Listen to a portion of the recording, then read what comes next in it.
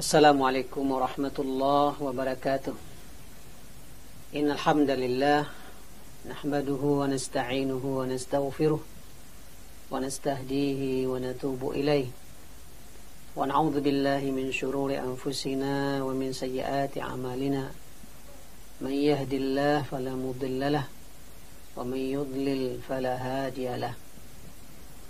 Asyhadu an la ilaha illallah wahdahu la syarika lahu wa asyhadu anna Muhammadan abduhu wa rasuluh sallallahu alaihi wa ala alihi wa sahbihi wa sallama tasliman katsira. Ma'asyiral muslimin rahimakumullah, usikum wa nafsi bitaqwallah faqad fazal muttaqun. Ya ayyuhalladzina amanu taqullaha haqqa tuqatih wa la tamutunna illa wa antum muslimun.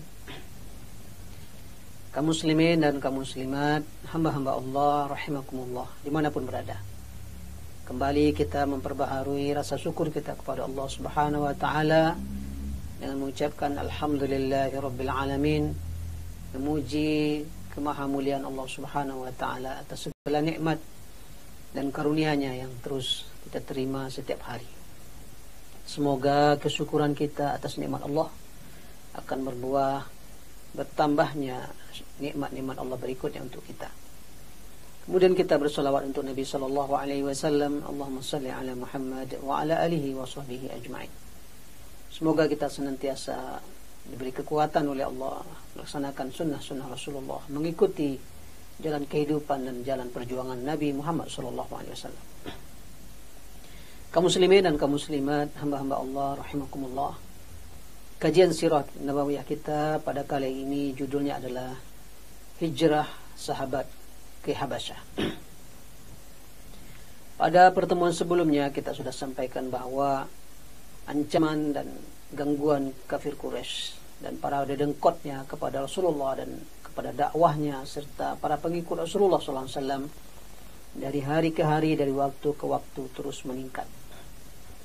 Dan eskalasi gangguan serta siksaan ini terus juga kemudian semakin berat, semakin menguat, dan membuat tentunya para sahabat mengalami ketidaknyamanan yang luar biasa terhadap gangguan dan ancaman ini. Dan pada kondisi ini Rasulullah pun juga terus mendapatkan gangguan dan ancaman dengan datangnya petinggi-petinggi kafir Quraisy kepada Abu Talib, merayu Abu Talib agar tidak memberikan pembelaan kepada ponakannya. Di antaranya mereka datang membawa tawaran agar Rasulullah SAW mau berhenti dakwahnya dengan menggunakan tangan Abu Talib. Jadi datanglah mereka membawa seorang ponakan mereka yang bernama Ammarah bin Walid bin Al-Mughirah, seorang pemuda tampan, gagah. Jadi mereka bawa kepada Abu Talib agar Abu Talib mau menukar. Wahai Abu Talib, kalau engkau memang sayang dengan ponakanmu, ayo kita tukarlah. Ini ambil sama kamu Ammarah bin Walid Al-Mughirah. Nah, serahkan Muhammad pada kami. Tawaran licik kafir Quraisy kepada Abu Talib demi menghadang dan menghentikan dakwah Rasulullah. Tentu saja tawaran bodoh ini ditolak mentah-mentah oleh Abu Talib.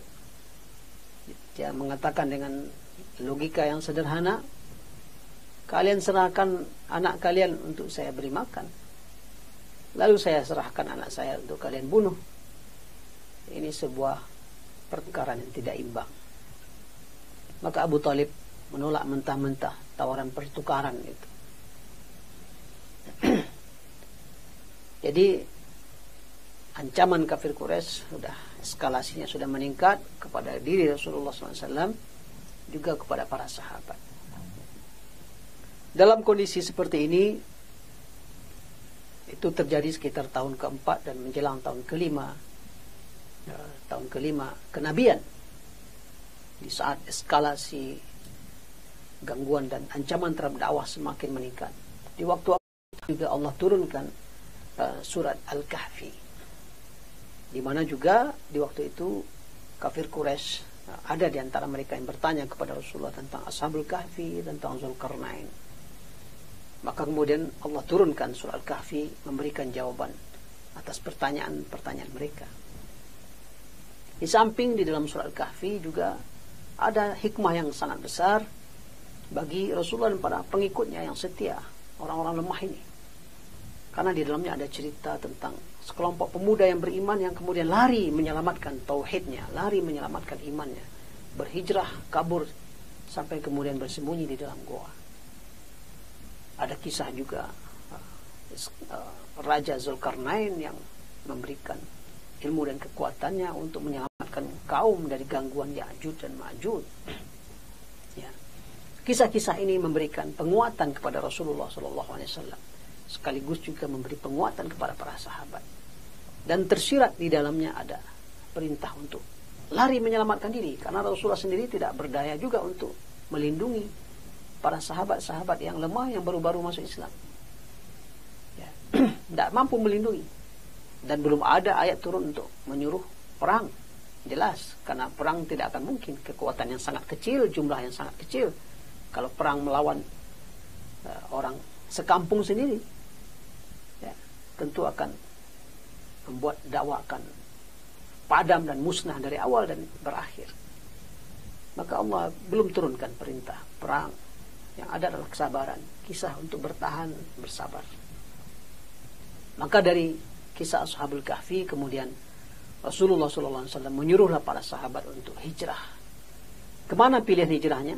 Ya, pilihannya adalah ke negeri Al-Habasyah atau Ethiopia lebih kurang. Apa alasan Rasulullah SAW memilih hijrahnya ke Ethiopia? Karena beliau ternyata punya informasi. Jadi Rasulullah SAW memiliki informasi yang lumayan luas, memiliki wawasan yang juga tidak sedikit.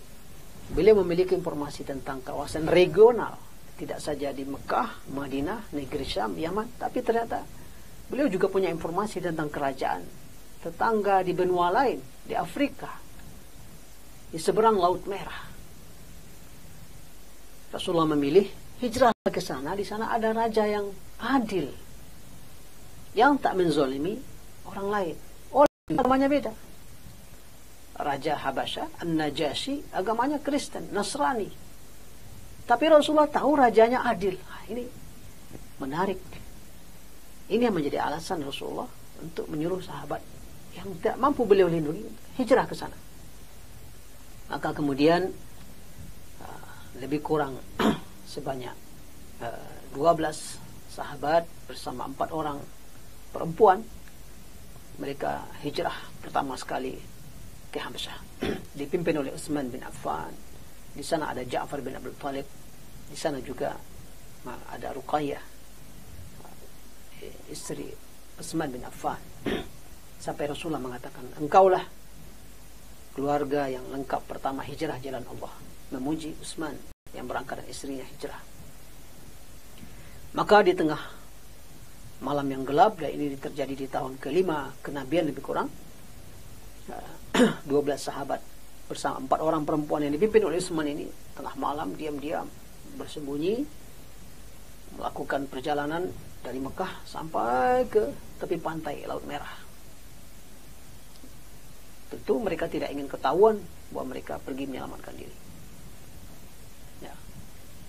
Sampai mereka di tepi pantai sudah mendapatkan kapal menyeberang, mereka menyeberang Laut Merah menuju daratan Afrika untuk berlindung ke kerajaan Habasyah atau kerajaan Ethiopia. Mereka berangkat. Rupanya, ya tetap saja kafir Quraisy tahu berita hijrahnya sekelompok kaum muslimin as-sabiqun al-awwalun. Mereka kejar. Tapi alhamdulillah dengan izin Allah, rombongan ini sudah naik kapal, barulah pengejaran kafir Quraisy ini sampai di tepi pantai. Sehingga mereka tidak mampu untuk menghalangi hijrahnya para sahabat yang dipimpin oleh Utsman. Sehingga kemudian sampailah Utsman bin Affan rombongan di Habasyah, dan betul seperti yang Rasulullah SAW sampaikan, An-Najasyi raja yang adil, ya, tak menzalimi siapapun. Datang tamu maka kemudian dia izinkan tinggal di negerinya dan dalam jaminan keamanannya. Rupanya kafir Quraisy tidak mau begitu saja membiarkan lolosnya sekian orang, ya, belasan orang sampai ke negeri Habasyah. Mereka rapat dan kemudian mengirim utusan, ya, Amr bin As dan Rabi'ah, dikirim orang juru bicara ulung, ya, jago lobi dari kafir Quraisy, berdua berangkat pergi ke Habasyah. Tujuannya apa? Melobi Raja Najasyi agar mengusir nih orang, mengembalikan lagi ke kota Mekah. Berangkatlah keduanya sampai mereka di Habasyah dan keduanya melobi Raja Najasyi, menyampaikan berita bohong tentunya tentang orang-orang ini.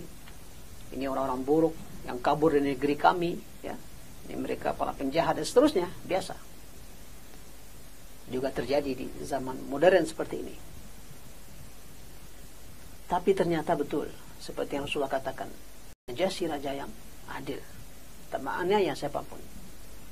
Maka dia panggil kaum muslimin yang belasan orang ini. Waktu itu yang bicara adalah Ja'far bin Abdul Muttalib. Maka Ja'far, juru bicara para muhajirin yang ada, menyampaikan, kami ini orang baik-baik. Ada orang yang baik yang kami kenal nasabnya, kami kenal asal-usulnya, kami kenal dia orang baik yang bernama Muhammad. Lalu mendapatkan wahyu, lalu kami beriman kepadanya. Apa salah kami seperti itu?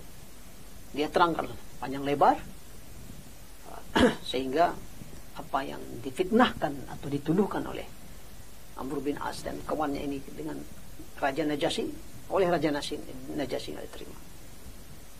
Bahkan kemudian Ja'far bin Abdul Thalib membacakan beberapa ayat Al-Quran yang membuat pendeta-pendeta Habasyah yang ada waktu itu mengilir, meneteskan air mata. Mereka haru mendengar ayat-ayat yang dibaca oleh Ja'far bin Abdul Muttalib. Sehingga akhirnya Raja Najasyi menolak permintaan utusan kafir Quraisy ini dan bahkan menyuruh mereka balik, dan para muhajirin hidup aman di negeri mereka. Sehingga hijrah ke Habasyah yang pertama ini berhasil dengan baik, dan skenario kafir Quraisy untuk memulangkan mereka pun gagal. Selamatlah sekelompok para sahabat berada di Habasyah, sementara Rasulullah dan yang lain masih berada di Mekah. Lebih kurang hijrah ke Habasyah ini hampir selama 1 tahun, kemudian terjadi hijrah kedua. Tapi hijrah kedua ini ada penyebabnya. Jadi ketika Rasulullah SAW sedang berada di Mekah, intimidasi dan tekanan terhadap dakwah beliau terus. Sampai-sampai kafir Quraisy memprovokasi yang lain, la tasma'u li hadzal Qur'an walghaw ma fihi. Jangan dengar Quran ini, ya. Cuekin aja itu, acuhkan saja. Jadi suatu hari Rasulullah SAW sedang berada di depan Ka'bah. Lalu beliau membaca surat An-Najmi. Dibaca surat An-Najmi secara lengkap penuh. Banyak beberapa orang kafir Quraisy sedang berada dekat Ka'bah. Di kejauhan, di dengkot petinggi kafir Quraisy dari jauh melihat. Yang biasa-biasa ada duduk tak jauh dari Rasulullah dan mereka dengarkan. وَالنَّجْمِ إِذَا هَوَى مَا ضَلَّ صَاحِبُكُمْ وَمَا غَوَى وَمَا يَنْطِقُ عَنِ الْهَوَى إِنْ هُوَ إِلَّا وَحْيٌ يُوحَى. Baca ayat satu persatu. Panjang. Sampai di akhir surat An-Najmi ini, firman Allah SWT, فَاسْجُدُوا لِلَّهِ وَاعْبُدُوهُ. Sujudlah kalian kepada Allah dan sembahlah dia. Itu ujung dari surat An-Najmi. Rasulullah sujud tentunya, karena ini ayat sujud. Otomatis saja orang-orang kafir Quraisy yang ada di dekat Rasulullah itu semua bersujud. Ya, memang seperti tersihir. Begitu indah indahnya ayat-ayat yang ada dalam surah An-Najm, begitu indahnya juga Rasulullah yang membacanya. Mereka yang mendengar itu terbawa larut dalam indahnya Al-Quran, ya. Rasulullah membacanya yang khusyuk. Begitu ayat terakhir menyuruh sujud dan menyembah Allah, Rasulullah sujud, yang lain kafir Quraisy itu juga sujud. Tapi setelah itu mereka yang sujud ini kena marah oleh petinggi-petinggi dan dengkot kafir Quraisy, sehingga tentu mereka tidak lanjut jadi beriman, kembali kafir. Rupanya kaum muslimin dan kaum muslimat, hamba-hamba Allah yang dirahmati Allah, peristiwa sujudnya sekian banyak kafir Quraisy dekat Ka'bah bersama Rasulullah ini, ceritanya berkembang, ya, dari mulut ke mulut, dari mulut ke mulut, beritanya sampai ke Habasyah. Jadi sampai kepada para muhajirin yang ada di Habasyah. Tapi beritanya sudah beda bunyinya, ya, biasa manusia, berita yang begitu jauh dari satu negara ke negara lain. Kabar yang didapatkan oleh para muhajirin Habasyah adalah orang di Mekah sudah masuk Islam. Sehingga mendengar berita ini, mereka akhirnya berniat pulang kampung. Ya. Maka para muhajirin ini setelah setahun mereka balik lagi. Mereka balik dari Habasyah, nyebrang Laut Merah sampai di daratan Jazirah Arab. Ternyata begitu mereka sampai di daratan, yang terjadi bukan seperti itu. Berita yang sebenarnya bukan masuk Islam. Baru mereka tahu berita yang sebenarnya. Sehingga kemudian mereka balik lagi, hijrah lagi ke Habasyah, dan hidup di sana di bawah lindungan Raja An-Najasyi. Dan Raja Najasyi ini kemudian masuk Islam. Dan ketika dia wafat lebih kurang pada tahun ke-9 Hijriah nanti, Rasulullah SAW mengajak para sahabat melakukan salat ghaib, karena di sana tidak ada yang mensalatkannya. Sehingga Najasyi itu dianggap sebagai seorang tabi'in. Dia hidup semasa dengan Rasulullah SAW, beriman kepada Rasul dan berjumpa dengan sahabat, dan wafat dalam keadaan iman. Maka Rasulullah SAW melakukan salat ghaib, dan itulah awal atau asal muasal mula dilaksanakannya salat ghaib. Nah, itulah rentetan peristiwa sehingga sebagian sahabat terselamatkan dari tekanan, ancaman dan siksaan kafir Quraisy dengan mereka tahun 5 kenabian sudah hijrah ke negeri Ethiopia. Dari beberapa peristiwa ini dapat kita ambil beberapa ibrah, pelajaran. Ya, yang pertama, bila dakwah sudah mendapatkan ancaman, jangan pernah dibayangkan bahwa ancaman itu akan menurun. Tapi ancaman dari waktu ke waktu akan menguat. Walaupun bentuk, cara, metodenya mungkin akan berubah-ubah. Tapi para da'i, juru dakwah, siapa saja yang bekerja mengusung kebenaran, mesti menyadari ketika dakwah sudah menjadi ancaman bagi ideologi yang lain, bagi keyakinan yang lain, maka dakwah akan dipadamkan, akan dihabisi dengan berbagai cara. Bila ancaman sudah datang, maka dia akan terus datang dalam berbagai bentuk dan cara. Sehingga para dai memang harus tetap waspada terhadap ancaman yang akan menghadangnya. Ini pelajaran pertama. Dan kita lihat betapa kafir Quraisy menukar-nukar bentuk gangguan, ancaman dan intimidasinya kepada Rasulullah dan para pengikutnya. Pelajaran kedua yang bisa kita ambil dari peristiwa ini juga adalah kisah-kisah yang ada dalam Al-Quran, kisah-kisah umat yang terdahulu sangat bermanfaat untuk terus dibaca oleh para dai umat Islam dan siapa saja yang beriman kepada Allah Subhanahu wa taala.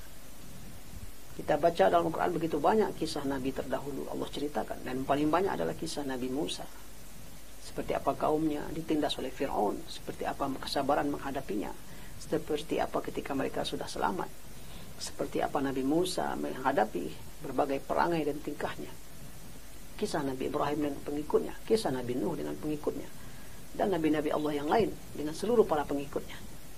Kisah-kisah itu gunanya adalah untuk mengokohkan hati Rasulullah, hati para sahabat, dan kita semuanya pengikut Rasulullah SAW. Oleh karena itu pelajaran yang bisa kita ambil, setiap kali kita mengalami rasanya dakwah, mengalami tekanan, himpitan, intimidasi, maka kita kembali kepada Al-Quran. Kita baca kisah-kisah bagaimana umat-umat terdahulu melewatinya, mengalaminya, dan tak akan pernah berkurang sedikit pun kemuliaan dakwah dan para da'i ketika dia mendapatkan ancaman, siksaan, intimidasi, apapun bentuknya. Maka membaca kisah-kisah dalam Al-Quran, umat-umat terdahulu akan terus menguatkan dan mengokohkan hati serta langkah kaki kita di jalan Allah Subhanahu wa Ta'ala. Pelajaran yang ketiga yang bisa kita ambil dari kisah hijrah para sahabat ke Habasyah adalah bahwa para da'i tetap perlu mencari alternatif dalam mengamankan dakwah dan para da'i, sebab dakwah akan terus disampaikan, dakwah akan terus dikembangkan, penjagaan dan pengamanan terhadap dakwah dan orang-orang yang berdakwah di jalan Allah SWT memang sesuatu yang perlu dilakukan. Rasulullah SAW dikabarkan dengan kisah Ashabul Kahfi yang lari ke gua menyelamatkan diri demi selamatnya dakwah, karena mereka sangat minoritas, tak terjaga. Maka Rasulullah memberikan jalan yang mirip. Beberapa sahabat diberikan peluang, diperintahkan bahkan untuk hijrah ke Habasyah. Maka penyelamatan orang-orang yang beriman, penyelamatan para da'i di jalan Allah Ta'ala itu juga merupakan sebuah sunnah yang ditinggalkan oleh Rasulullah SAW. Pelajaran berikutnya yang bisa juga kita ambil dari peristiwa hijrah para sahabat ke negeri Habasyah adalah bagaimana peran seorang pemimpin yang adil. Pemimpin yang adil akan mendatangkan kenyamanan untuk banyak orang, bahkan untuk orang yang berbeda ideologi sekalipun. Maka Rasulullah SAW ketika memberikan pilihan agar para sahabat hijrah ke Habasyah, walaupun Raja Habasyah itu Nasrani, tapi jelas alasan Rasulullah di sana pemimpin yang adil dan nampak terbukti seperti itu. Dan para sahabat 1 tahun merasakan kehidupan yang di bawah jaminan keamanan seorang raja yang adil. Bahkan raja itu sendiri pun kemudian masuk Islam dan bergabung dalam barisan ahli tauhid. Nah, para da'i di jalan Allah SWT bila menghadapi tekanan-tekanan tentu juga perlu mendapatkan pengamanan dari orang-orang yang lurus, orang-orang yang hanif, yang mau ikut serta dalam membela dakwah, dalam membela dan menjaga orang-orang yang beriman. Itu juga adalah sesuatu yang perlu hadir dan dijaga dan dikondisikan oleh siapapun yang berdakwah di jalan Allah Subhanahu wa Ta'ala. Bisa jadi Allah Subhanahu wa Ta'ala mengirimkan bantuan bagi para hamba-hambanya yang berdakwah dan berjuang di jalannya melalui orang lain yang tidak diperkirakan. Dalam hadisnya Rasulullah SAW pernah mengatakan, Inna Allah la yansuru hadad din birrajulil fajir. Mungkin saja Allah mengangkatnya dengan adanya seorang yang fajir, seorang yang berdosa, tapi ada kelebihan kekuatan yang dia miliki yang membuat dia mungkin memenangkan ajaran Islam. Nah, tentunya para da'i bisa memilah dan memilih dan melihat ke situasi dan kondisi, sehingga ada saja pihak-pihak yang kemudian dijadikan sebagai penopang, pembela, pendukung dakwah, walaupun mungkin mereka belum sepenuhnya menjadi bagian dari Islam dan dakwah itu sendiri. Ini diantara pelajaran-pelajaran yang mungkin bisa kita ambil dari peristiwa hijrahnya para sahabat Rasulullah SAW dari kota Mekah ke negeri Habasyah demi menyelamatkan iman dan tauhidnya, bukan karena ingin berbisnis dan sebagainya, tapi memang perintah dari Allah dan Rasulnya untuk menyelamatkan agama mereka. Demikian yang bisa kita sampaikan. Aku qouli hadza wa astaghfirullah li wa lakum wa lisairil muslimina wal muslimat wal mu'minina wal mu'minat fastaghfiruh innahu huwal ghafurur rahim. Wallahu a'la wa a'lam bis-shawab. Wassalamu alaikum warahmatullahi wabarakatuh. Yuk dukung program dakwah Islam di Radio FM. Salurkan donasi Anda melalui rekening BNI Syariah 12300002112 atas nama PT Radio Suara Indah Pesona Prima.